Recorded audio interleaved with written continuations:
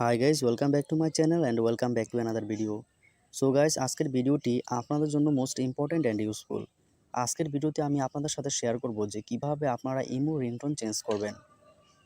তো চলুন আজকে ছোট্ট একটি ভিডিও দেখে শিখে নিন। So let's get start now.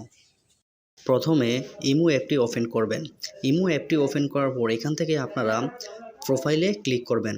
প্রোফাইলে ক্লিক করার পর তারপরে এখান থেকে আপনারা সেটিংসে ক্লিক করবেন। সেটিংসে ক্লিক করার পর এখান থেকে আপনারা নোটিফিকেশনে ক্লিক করবেন। নোটিফিকেশনে ক্লিক করার পর এখান থেকে আপনারা কলসে ক্লিক করবেন। কলসে ক্লিক করার পর এখানে আপনারা কয়েকটি অপশন দেখতে পাবেন। এখান থেকে আপনারা রিংটোনে ক্লিক করবেন। রিংটোনে ক্লিক করার পর আপনাদের সামনে এরকম একটি ইন্টারফেস চলে আসবে। তো এবার এখান থেকে আপনারা আপনাদের পছন্দ মতো একটি রিংটোন সিলেক্ট করবেন।